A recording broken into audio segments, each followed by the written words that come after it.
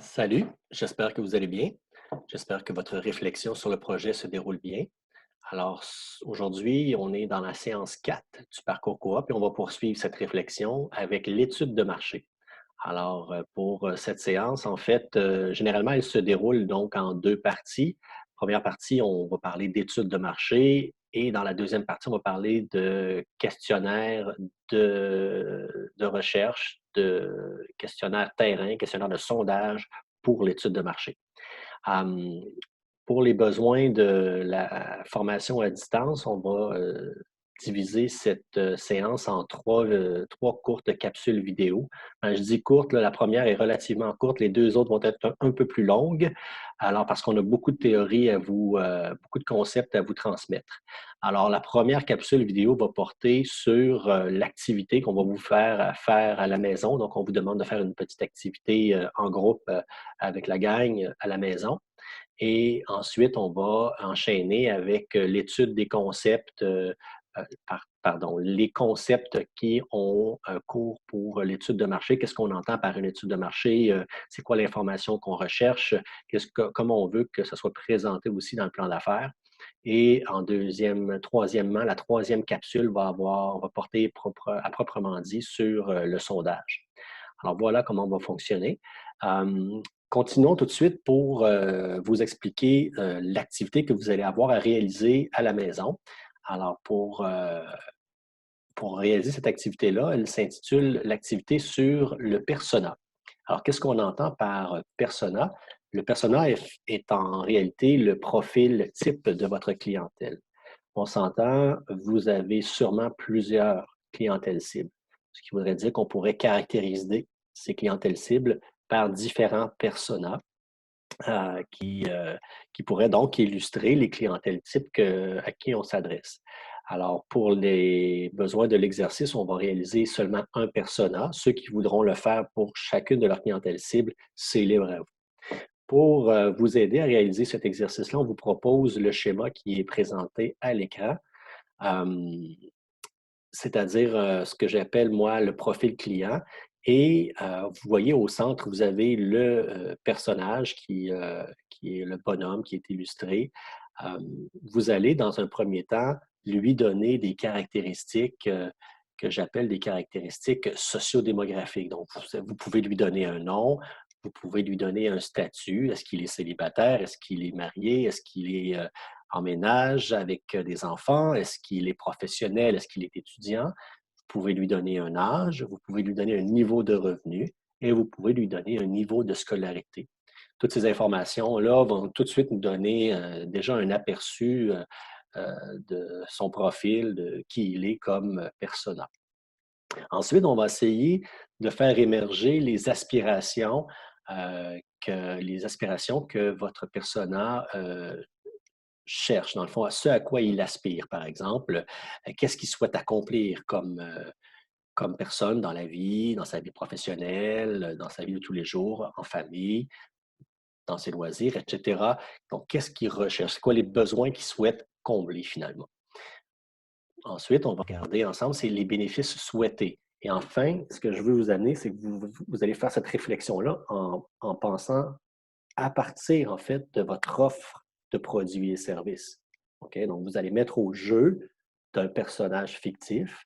C'est un exercice intuitif. Donc, en fait, vous allez donc vous imaginer ce personnage-là et vous allez mettre au jeu votre offre de service. Et à ce moment-ci, je veux qu'on mette en lumière les bénéfices souhaités par rapport à l'offre de service. Hein, pour être satisfait de cette offre de service-là, quels résultats ils recherchent, quels avantages ils recherchent.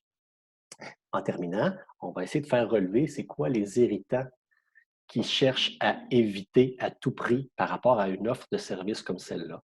Euh, il y a sûrement des obstacles qu'ils cherchent à éviter, des résultats négatifs qu'ils cherchent à éviter. Donc, l'idée ici est de faire émerger ces éléments, ces irritants. Alors, vous voyez, tout de suite, on va avoir un aperçu à la fois sur ces caractéristiques, le profil type, donc ces caractéristiques sociodémographiques, mais aussi en termes d'attitude, de comportement comme client. Pour vous aider à compléter cet exercice-là, j'ai quelques questions ici qui sont préparées. Alors, vous allez voir, on va mettre aussi à votre disposition dans le Classroom le schéma sur lequel vous allez pouvoir travailler collectivement, mais aussi on va mettre à votre disposition le PowerPoint avec les explications pour pouvoir, pour que vous puissiez mettre à l'écran chacune des questions, par exemple, pour pouvoir mieux comprendre sans avoir à faire stop and play tout le temps avec la vidéo. Alors, pour vous aider, j'ai préparé quelques petites questions qui pourront lancer la réflexion pour chacune des trois composantes que sont l'aspiration, les bénéfices souhaités et les irritants.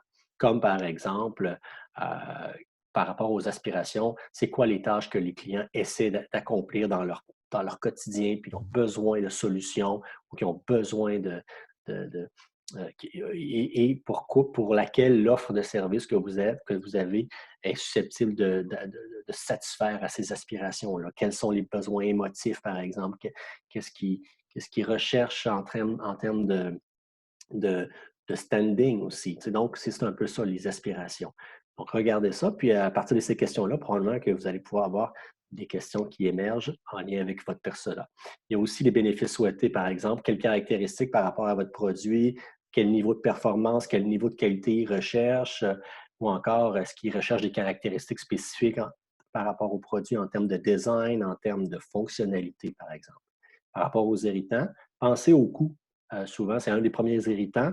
Hein, qu'est-ce qui est trop coûteux pour eux? Est-ce que c'est trop coûteux en termes de temps, en termes d'argent, donc en termes d'effort?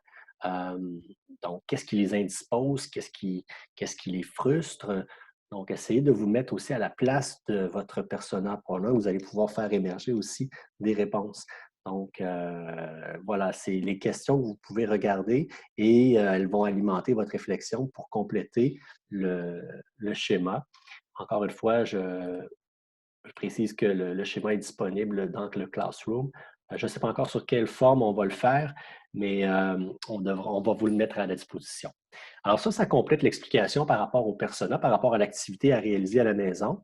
Alors encore une fois, en terminant, je tiens à dire que c'est un exercice intuitif, donc il part d'abord avant tout de votre intuition et il va servir d'étincelle, si on veut, ou d'hypothèse de démarrage pour ensuite valider dans l'étude de marché si notre intuition est bel et bien bonne, mais ça nous sert d'hypothèse de départ. On pourra aussi regarder tantôt avec l'exercice du client mystère qu'on vous a fait faire précédemment, si les gens ont perçu un peu des situations semblables à celles de votre persona. Alors voilà, bon exercice et on se retrouve pour la deuxième capsule vidéo qui va porter, elle, sur les différents concepts que vous devez apprivoiser, dis-je, pour l'étude de marché. Merci de votre attention. À tout de suite.